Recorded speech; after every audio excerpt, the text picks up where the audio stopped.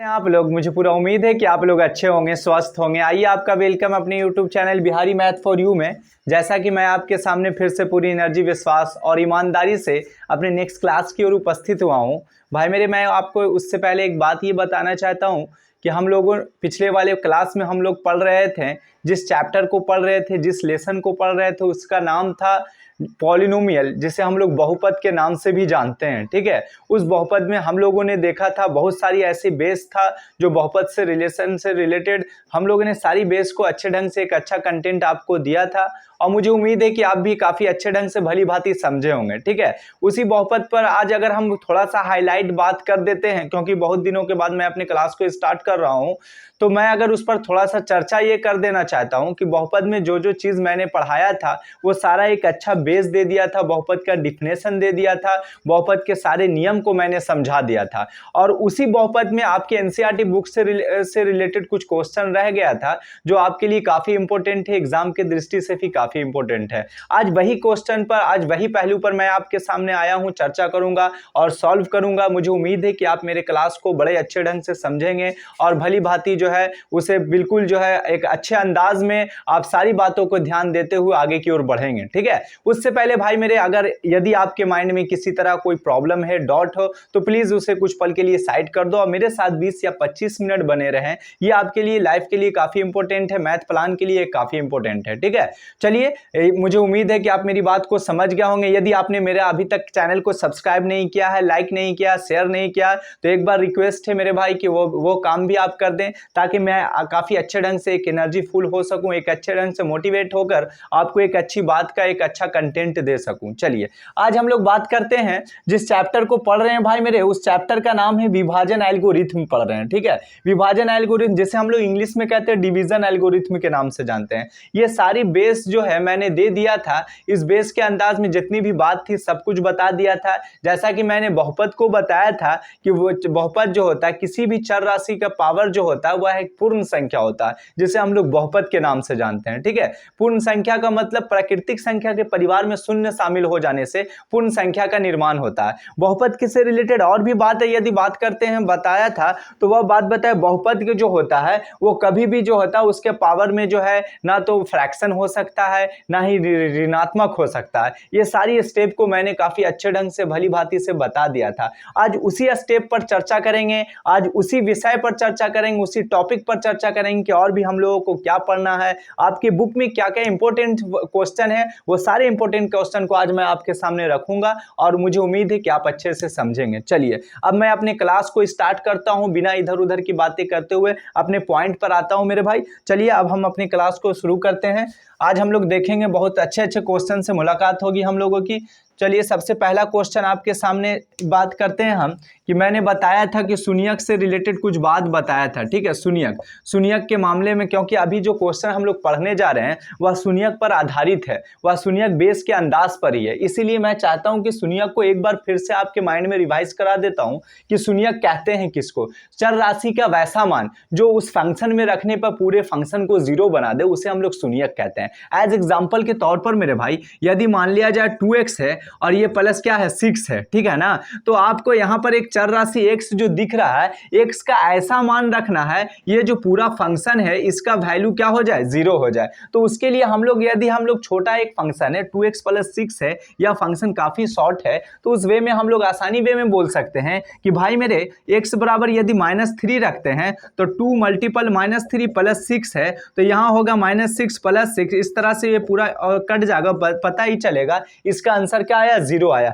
तो बहुपद शून्यक वही कहता है, बहुपद में शून्यक का जो रोल है वह चर राशि का एक ऐसा मान होता है जिस मान को रखने पर वह पूरे फंक्शन को 0 बना देता है, उसी को हम लोग शून्यक कहते हैं। मुझे उम्मीद है कि यह शून्यक से रिलेटेड बात को आपको समझ में आ गया होगा। तो मैंने क्या बोला कि चर राशि का वैसा मान जो उस फंक्शन में रखा जाए तो उस वह पूरे फंक्शन को 0 बना दे, तो उसे हम लोग शून्यक कहते हैं। और कहीं कहीं पर ऐसा होगा कि काफी एक बड़ा मतलब फंक्शन आ जाता है, तो उससे शून्यक ज्ञात करने के लिए उस पूरे फंक्शन को हम लोग जीरो मानते हैं। जैसे मान लिया जाए एक्स स्क्वायर प्लस 4x+4 है और इसका अगर शून्यक निकालने के लिए आपको दे दिया जाए भाई मेरे, तो वहां पर हम क्या करते हैं, ये पूरे फंक्शन बराबर जीरो करते हैं और इसे गुणनखंड विधि के द्वारा हल कर लेते हैं और x का वैल्यू ज्ञात कर लेते हैं। और वही जो x का वैल्यू आता है, यदि पावर में 2 है तो इसका मतलब पता ही चला, यदि इसके कोई भी वेरिएबल राशि जो होता है, चर राशि जो होता है, उसके पावर में जितना रहेगा वही उसका शून्यक कहलाएगा। कहने का मतलब कि यदि इसके पावर में 2 है मेरे भाई तो इस फंक्शन का शून्यक 2 निकलेगा। यदि इस पावर में 4 है मेरे भाई तो इस शून्यक इसका कितना निकलेगा, 4 निकलेगा। यदि इसके पावर में 3 है तो हम लोग कितना शून्यक निकलेगा, तो 3 निकलेगा। ठीक है, मुझे उम्मीद है कि मेरी बात को ये सबको आप समझ में आता होगा, क्योंकि आज का जो टॉपिक मैं पढ़ाने वाला हूं, जो बेस मैं देने वाला हूं, वही शून्यक से रिलेटेड है। यदि आपने शून्यक को नहीं समझा तो समझिए पूरे टॉपिक को आपने नहीं समझा। तो मैं बता रहा हूं कि शून्यक वह हुआ जैसे इसका जितना भी पावर रहेगा, वह पावर में अगर 2 है तो इसका मतलब इस पूरे फंक्शन का 2 शून्यक, 2 हल निकलेगा। यदि पावर में 3 है तो इसका हल 3 आएगा, x का मान। यदि पावर में 4 है तो x का वैल्यू 4 आएगा। समझ में बात आया? उसी को हम लोग शून्यक के नाम से जानते हैं। उसी बेस पर आधारित कुछ प्रॉब्लम आपको मिलेगा जो काफी एक अच्छा प्रॉब्लम होगा आपके एग्जाम से दृष्टि से भी, और आपके सिलेबस में भी वैसे वैसे क्वेश्चन का जो है चर्चा किया गया है। ठीक है, आइए हम लोग उस क्वेश्चन की तरफ बढ़ते हैं। वो क्या होता है, अब देखिए यहां पर x का वैल्यू -3 रखा तो उसके लिए पूरा जीरो फंक्शन आ गया। ठीक है, उसी तरह से हम लोग क्या करते हैं, जो आगे आपका क्वेश्चन मिलने वाला है भाई मेरे, इसी अंदाज पर क्वेश्चन है आपके सामने। सबसे पहला क्वेश्चन जो है मैं देने वाला हूं, ये इसमें है। उससे पहले मैं आपको एक क्वेश्चन का रिवाइज करा देना चाहता हूं जो काफी इंपॉर्टेंट क्वेश्चन है।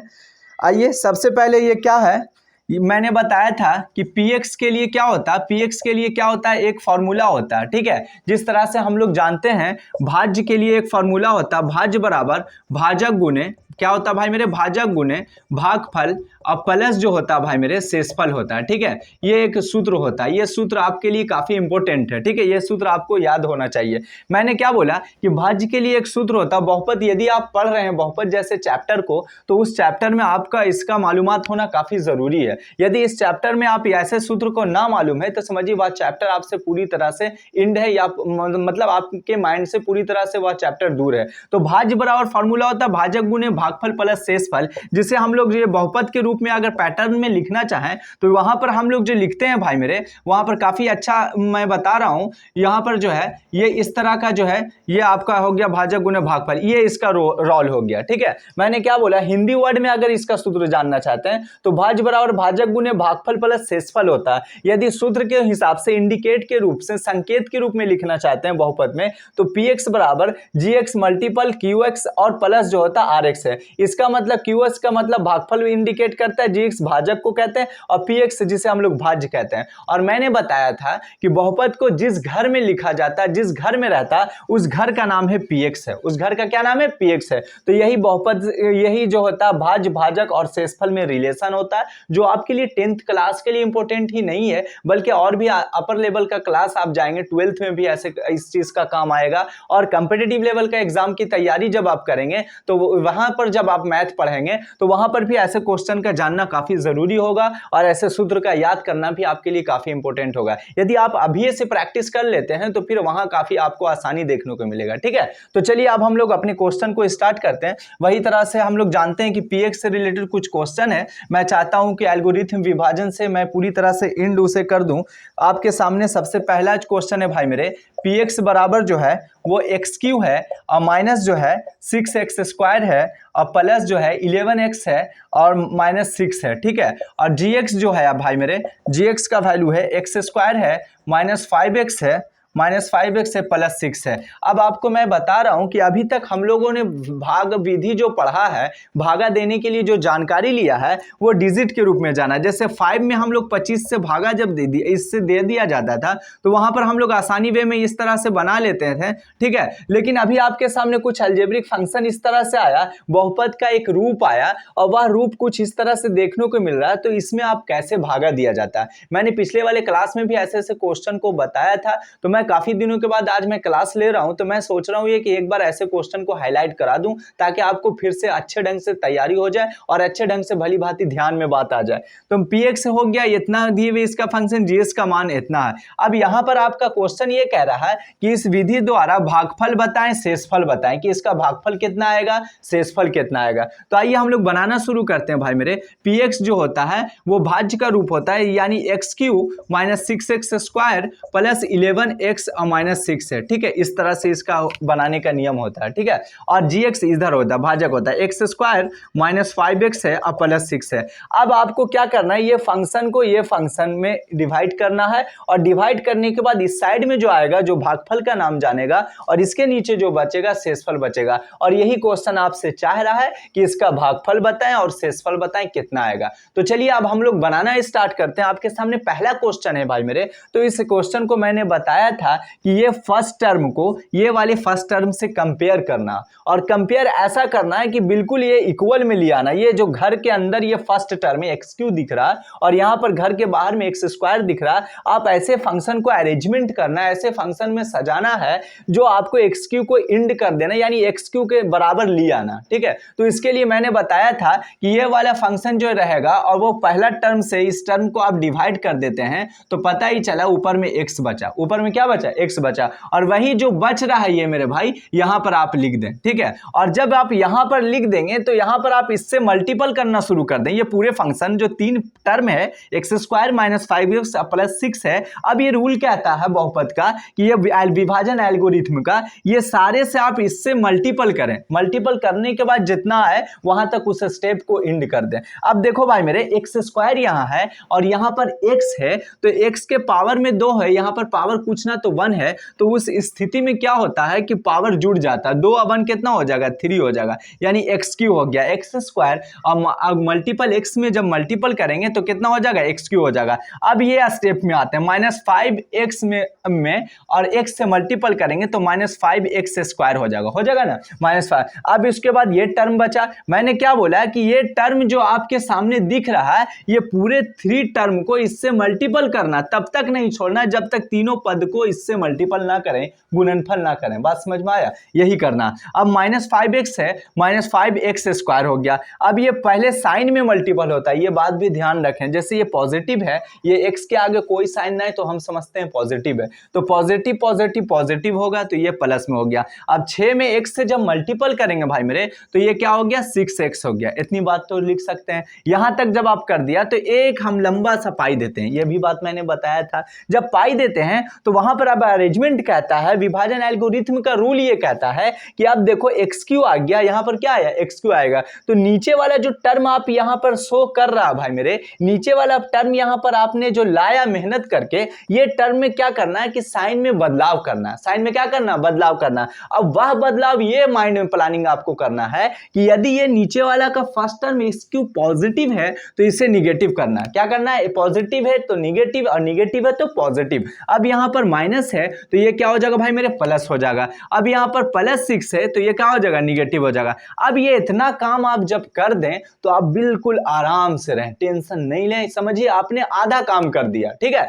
अब जब इतना काम कर दिया तो अब नीचे वाले साइन से मतलब रखना। अब ये नीचे वाला साइन में ये बदलाव हो गया। अब यहां पर जो माइनस दिख रहा भाई मेरे, यहां पर जो प्लस दिख रहा, अब ये ना रहा, अब ये रह गया। अब ये +5x² हो गया, -6x हो गया और -x³ हो गया। तो उस कंडीशन में इस तरह से आप काटना तो जानते हैं, ये कट गया। अब देखो भाई मेरे, यहां पर क्या हो गया, 5x² है, प्लस है और -6x² है। तो पता ही चला, मैंने क्या बोल रहा हूं कि 5x² पॉजिटिव है और -6x² है, तो 6 तो बड़ा है, माइनस में है, तो 6x² में से 5x² जाएगा तो -x² बचेगा। अब यहां पर क्या होगा कि ये 11x में से 6x चल जाएगा तो ये बचेगा पॉजिटिव में 5x बच जाएगा और माइनस क्या बच जाएगा, 6 बच जाएगा। इतनी बात तो समझ में आया कि नहीं आया, ये माइनस क्या बच जाएगा, 6 बन जाएगा। अब देखो भाई मेरे, अब क्या करना है, यहां पर x² - 5x + 6 में अब इससे एक बार फिर हम डिवाइड करेंगे। तब तक डिवाइड करते चलेंगे जब तक हम लोग जो है एक नियम विभाजन एल्गोरिथम का कहता है कि शेषफल जो है, रिमाइंडर जो है वो 0 ना आ जाए। अब स्टेप को जब आगे की ओर बढ़ाते हैं तो यहाँ पर x² है, यहाँ पर प्लस है, यहाँ पर माइनस है और बाकी 5x है, -6 है। तो हमने बताया कि सिर्फ ओनली फॉर पहला वाले टर्म से आपको मतलब रखना, बाकी टर्म में जो है मल्टीपल करते हुए आगे की ओर चलना, देखना प्रोसेस जरूर आसान होता है। ठीक है, तो एक्स स्क्वायर में जब माइनस एक्स स्क्वायर लाने के लिए हम क्या कर सकते हैं, एक्स स्क्वायर तो है, यहां भी एक्स स्क्वायर है, तो हम क्या करेंगे, साइन में सिर्फ माइनस लाने के लिए हम -1 से मल्टीपल करेंगे। किससे करेंगे, -1 से। जब -1 से मल्टीपल किया भाई मेरे, तो यहां पर एक्स स्क्वायर में -1 से होगा तो माइनस एक्स स्क्वायर हो गया, माइनस गुने -1 से क्या होगा, प्लस हो गया, क्या हो गया, प्लस 5x हो गया, और ये प्लस गुने माइनस क्या हो जाएगा, माइनस हो जाएगा 6 होगा। यही करना, जिस स्टेप को पहला वाला स्टेप किया था वही स्टेप को यहां लेके चलना। ठीक है, अब ये देखो, ये माइनस में है साइन, ये प्लस हो गया, ये प्लस में साइन, ये माइनस हो गया, माइनस में साइन प्लस हो गया, इस तरह से ये क्या हो गया, इंड हो गया। पता ही चला कि सारा फंक्शन कट गया नीचे में, तो बचा आपका रिमाइंडर 0 बचा, और यहां पर आपके सामने जो आया भागफल आया x-1। तो हम कह सकते हैं कि यह क्वेश्चन जो आपसे मांग रहा था वो पूछ रहा था कि इसका भागफल बताएं और शेषफल बताएं। तो मैंने लिख देता हूं कि भागफल जो आया भाई मेरे, ये भागफल बराबर आया x-1 आया, और शेषफल जो है रिमाइंडर जिसको इंग्लिश में कहते हैं उतना बराबर 0 आया। यही ये क्वेश्चन का बनाने का नियम था और यही इस क्वेश्चन का एंड पॉइंट था। मुझे उम्मीद है कि यह क्वेश्चन को भली भांति आप समझे होंगे, किसी तरह का कोई प्रॉब्लम आपको नहीं हुआ होगा। ठीक है, चलिए अब हम लोग अगले क्वेश्चन की तरफ चलते हैं, अगला क्वेश्चन बनाते हैं। अब आपको पूरी तरह से बहुपद वाले चैप्टर पूरी तरह से मेमोरी में फिट हो गया होगा, किसी तरह का कोई प्रॉब्लम नहीं हुआ होगा। अब हम लोग आगे क्वेश्चन की ओर जाते हैं कि वह क्वेश्चन क्या कहता है, उसे देखते हैं। आपके सामने बड़ा अच्छा क्वेश्चन है भाई मेरे, चलिए आपके मैं यहाँ पर बताता हूँ कि ये क्वेश्चन नंबर 2 है कि 2x4 है। ठीक है, 2x4 है, -3x² क्यू है, और -3x² है, और +6x है, और -2 है, यहाँ पर -2 के सभी शून्यक ज्ञात करें। इतना के सभी शून्यक ज्ञात करें, सभी शून्यक ज्ञात करें, शून्यक ज्ञात करें, सभी शून्यक ज्ञात करें। ठीक है, ये क्वेश्चन कहता है यदि इसके दो शून्यक, यदि इसके दो शून्यक दे रखा, दो शून्यक आपके सामने है, √2 है, और आगे बोल रहा है -√2 है, हो तो बहुत अच्छा क्वेश्चन है, बड़ा इंटरेस्टिंग क्वेश्चन है। आपके सामने देखें, मैं आपको बता रहा हूं आपके एग्जाम के लिए। अब आपके सामने जो क्वेश्चन आ रहा वह क्वेश्चन एग्जाम की दृष्टि से, बुक की दृष्टि से काफी इंपॉर्टेंट फैक्ट है भाई मेरे। मैं ये क्वेश्चन आपके सामने लिखा, बोर्ड के ऊपर आपको दिख रहा होगा, जैसा कि मैं आपको यहाँ पर बता रहा हूँ कि यहाँ पर 2x4 है, -3x³ है, और -3x² है, +6x -2 के सभी शून्यक ज्ञात करें। यदि इसके दो शून्यक √2 और -√2 है, तो यहां पर कहने का मतलब कि मैंने बता रहा हूं कि इसके सभी शून्यक ज्ञात करें। यहां पर इस क्वेश्चन का अगर मैं पोस्टमार्टम करूं, इस क्वेश्चन को अगर व्याख्या करूं, एक्सप्लेन करूं, तो इसका मतलब सभी शून्यक ज्ञात करने के लिए बोल रहा है। इससे पहले वाले अभी जो क्वेश्चन मैंने बताया था भाई मेरे, तो उसमें बताया था कि कोई भी बहुपद होगा तो उसमें चर राशि का जितना मैक्सिमम पावर रहेगा वह पावर उसका शून्यक कहलाता है, यानी उतना उसका हल निकलेगा। तो यदि यहां पर पावर में 4 है, स्टार्टिंग पॉइंट का पावर में 4 है, यानी पूरे फंक्शन का मैक्सिमम पावर अगर x का वैल्यू देखें पावर में तो वो कितना है, 4 है। तो इससे पता ही चला कि इसके का जो शून्यक आएगा वो 4 आएगा। कितना आएगा, 4 आएगा। यहां तक मेरे उम्मीद है कि यह बात को आप समझ गए होंगे। जिसमें आगे की ओर क्या कह रहा है कि इसका दो शून्यक √2 है और -√2 है। मैंने बोला इसका दो शून्यक आगे ऑलरेडी क्वेश्चन में दे चुका है, चर्चा किया है कि इसका एक शून्यक √2 है, एक शून्यक क्या है, -√2 है। तो इसी दोनों शून्यक के सहायता से आपको दो अन्य शून्यक ज्ञात करना है, यही क्वेश्चन को समझना है। ठीक है, तो चलिए मैं उससे पहले एक बात ये बताता हूं भाई मेरे कि मैंने बताया था कि x² यदि -2 है तो इसको शून्यक निकालने के लिए पूरा फंक्शन को 0 लेते थे। उसके अकॉर्डिंग देखते थे क्या कि x² बराबर ये 2 आता था और x बराबर क्या आता था कि √2 हो गया। ठीक है, ये स्क्वायर पता ही चला, एक का वैल्यू √2 आया, एक का वैल्यू -√2 आया ना। इसके दो शून्यक x का मान निकला, क्योंकि पावर में 2 था तो इसका शून्यक भी कितना आया, 2 आया। एक पॉजिटिव में आया, एक निगेटिव में आया। बात समझ में आ रहा है कि ना आ रहा है। लेकिन यदि यहां पर इस शून्यक का ऑलरेडी √2 और -√2 है तो इसका मतलब ये कहता है कि यह पहले जो है कुछ इस तरह से रहा होगा, x -√2 रहा होगा और यहां पर x +√2 रहा होगा। ठीक है, इस तरह से रहा होगा। तब नहीं, यदि x +√2 है भाई मेरे, यहां पर √2 है तो इतना बराबर 0 होता है, x -√2 हुआ होगा, और यहां पर x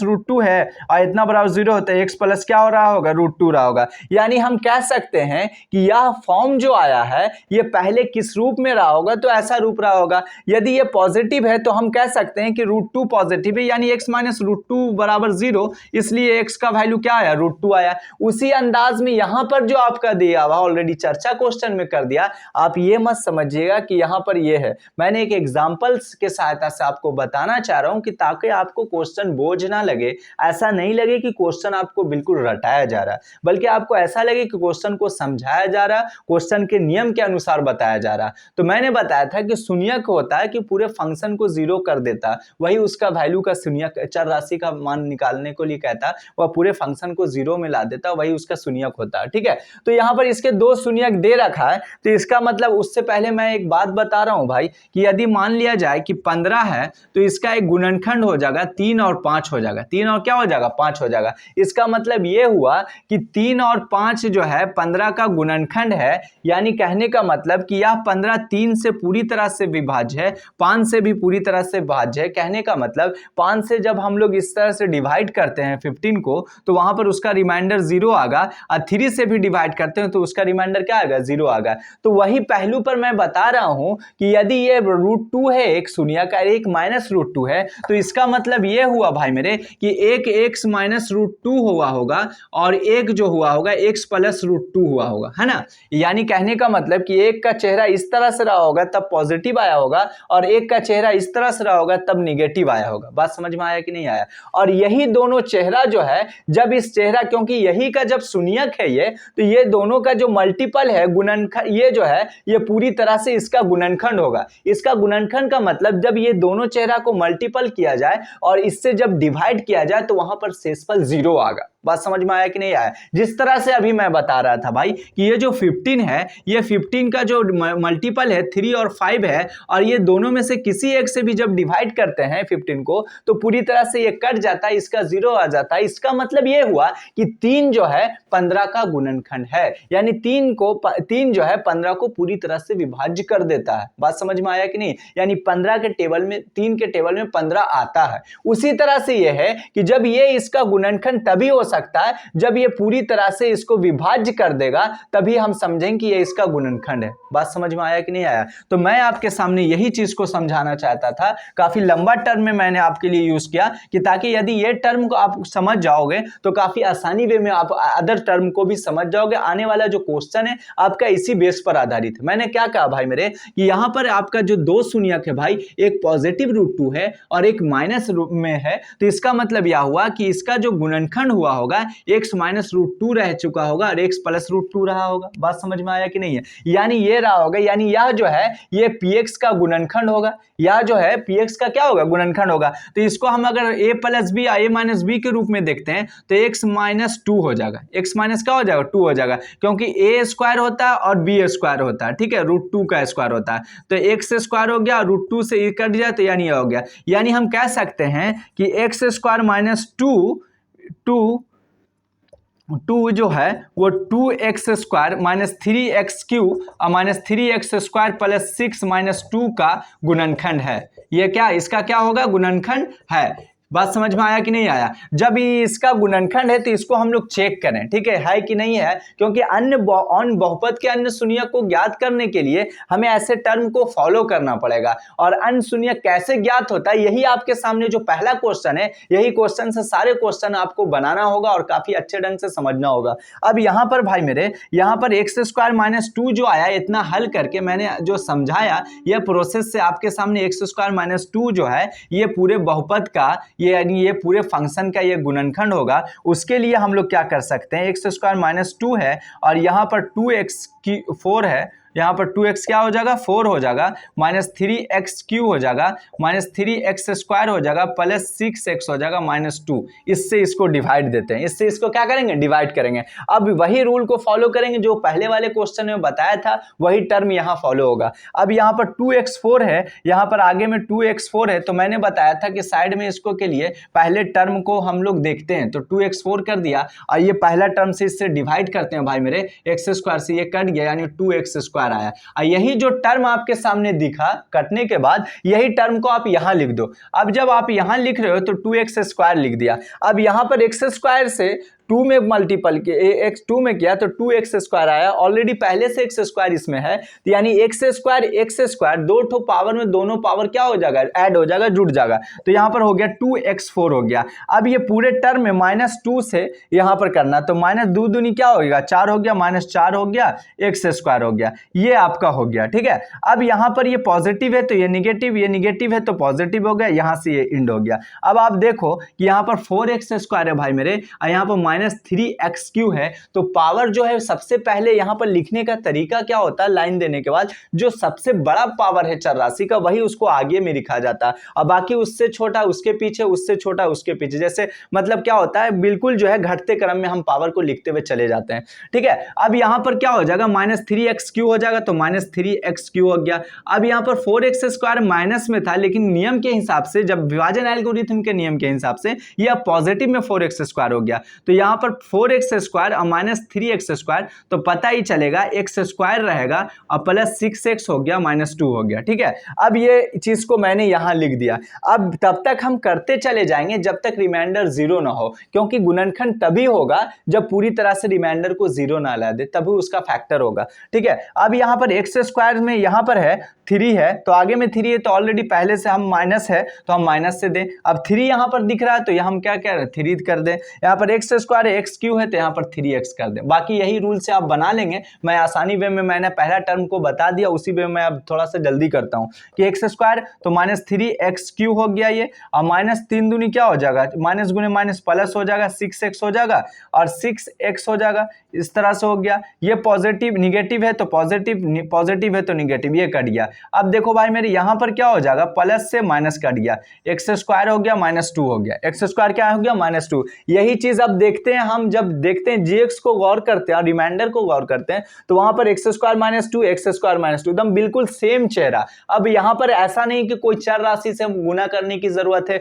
सिर्फ आपको एक पहलू यहां पर अपनाना है कि यदि हम 1 से मल्टीपल कर देते हैं तो कोई फर्क पड़ने वाला नहीं है। ठीक है, अब यहां पर हम 1 से मल्टीपल कर दिया, यहां पर क्या कर दिया भाई मेरे, 1 से मल्टीपल। अब यहां पर 1 से जब मल्टीपल किया तो वहां पर हम देख रहे हैं क्या कि x स्क्वायर में 1 से मल्टीपल करेंगे तो x स्क्वायर आएगा, और -2 से 1 में मल्टीप्लस गुने माइनस माइनस होगा, -2 हो जाएगा। ये पॉजिटिव ये निगेटिव, इस तरह से ये आ गया, रिमाइंडर क्या आ गया, 0 आ गया। अब आपको मैं ये बात ये बताना चाहता हूं कि यहां पर जो इसका शून्यक 2 ठो दे रखा था, उस 2 शून्यक के सहायता से मैंने ऐसे चेहरा को निकाला बाहर। ठीक है, x स्क्वायर -2 वाले चेहरा को बाहर निकाला, और यहां पर इससे मैंने आपको समझाया कि यह जो है हर हाल में इसका गुणनखंड होगा, px का गुणनखंड होगा। उसके लिए नियम को फॉलो करने के लिए मैंने इसको इससे डिवाइड दिया। अब डिवाइड देने के बाद जब रिमाइंडर 0 आया तो यहां पर आपके सामने ये नया चेहरा आपके सामने क्या आया, भागफल आया। क्या आया, 2x स्क्वायर -3x + 1 आया। अब आपको जो अन्य बहुपद का अन्य जो शून्यक है भाई मेरे, दो जो और शून्यक ज्ञात करना है, इसी के सहायता से हम लोग ज्ञात करते हैं। किसके सहायता से, भागफल के सहायता। इस नियम को, विभाजन एल्गोरिथम के नियम को ज्ञात करने के बाद ऐसे प्रोसेस को हम लोग फिर यहां पर ऐसे फॉलो करते हैं। उसके बाद हम लोग क्या करते हैं, ये जो भागफल आता है उतना बराबर हम लोग 0 मानते हैं, क्योंकि शून्यक ज्ञात कर रहे हैं और शून्यक के लिए पूरे फंक्शन को 0 मानना पड़ता है। ठीक है, अब देखते हैं, अब यहां पर क्या करते हैं हम, अब यहां पर देखते हैं भाई मेरे 2x स्क्वायर -3x + 1 = 0, क्योंकि शून्यक ज्ञात का अन्य शून्यक ज्ञात करने जा रहे हैं। अब देखो ये गुणनखंड विधि से जब हम लोग डील करते हैं तो माइनस यहां पर क्या हो जाएगा, माइनस यहां पर 2x हो जाएगा, अब प्लस जो हो जाएगा -x हो जाएगा, +1 हो जाएगा, इतना = 0। ठीक है, अब यहां पर यहां पर 2x कॉमन ले लिया, x - 1 बचा, यहां पर -1 कॉमन लिया, x - 1 बचा, = 0 हो गया। अब x - 1 ये पूरे में दिख रहा है, इसको कॉमन ले लिया और इधर हो गया 2x - 1 हो गया। ठीक है, = 0। एक फंक्शन आ गया x - 1 = 0, और एक फंक्शन में आपका 2x - 1 और इतना बराबर 0 आ गया, x बराबर 1 आ गया, 2x बराबर 1 आ गया, x बराबर क्या आ गया, 1/2। इससे पता ही चला कि जो दो शून्यक ऑलरेडी क्वेश्चन में जो चर्चा था, पहला शून्यक √2, दूसरा शून्यक -√2, और अन्य शून्यक की बात करें तो और शून्यक, एक शून्यक आपके सामने 1 आएगा और एक शून्यक आएगा 1/2। यही इसका एंड पॉइंट है, यानी यहीं तक इस मैथ का सब समाप्ति है। मुझे उम्मीद है कि आप क्वेश्चन को आप काफी अच्छे ढंग से समझ गए होंगे। यदि आपको यहाँ इतना फंक्शन कर लीजिएगा, कर लेने के बाद भागफल के पूरे वैल्यू को आपको 0 मानना, क्योंकि शून्यक ज्ञात करने जा रहे हैं अदर शून्यक विभाजन एल्गोरिथम की सहायता से। ठीक है, अब यहाँ पर गुणनखंड विधि अपनाकर आप आसानी वे में x का 2 अन्य मान को ज्ञात कर सकते हैं। मुझे उम्मीद है कि आप भली भांति से ऐसे क्वेश्चन को समझ गए होंगे, किसी तरह का कोई प्रॉब्लम नहीं हुआ होगा भाई मेरे। चलिए मैं आज का क्लास को यहीं तक विराम करता हूं। जैसा कि मैंने आपसे प्रॉमिस किया था कि मैं विभाजन एल्गोरिथम का जो आपके सामने एनसीईआरटी बुक का जो क्वेश्चन है, ऐसे क्वेश्चन का अब आपको 4-5 क्वेश्चन और बच रहे हैं। वो काफी अच्छा क्वेश्चन है जो आपके लिए बुक के लिए काफी इंपॉर्टेंट है। मैं और काफी अच्छे ढंग से इसे पढ़ा दूंगा। जब तक आप जितना भी मैंने बात बताया है वो सारी बातों को आप ध्यान में रखते हुए उस पर प्रैक्टिस कर लें, और भी ऐसे ऐसे क्वेश्चन को 2-3 बार समझ लें। शून्यक क्या होता है, क्या 4 के अगर x का वैल्यू 4 पावर के रूप में रहे तो यह क्या कहना चाहता है, इसके सहायता से 2 अन्य शून्यक कैसे निकलता है। ठीक है, मुझे उम्मीद है कि आप भली भांति मेरी बात को समझ गए होंगे। चलिए, यदि आपने मेरी क्लास अच्छा लगा हो तो प्लीज आपसे रिक्वेस्ट है कि कमेंट करके जरूर बताएं। आज की क्लास के लिए बाय, फिर हम लोग कल मिलेंगे।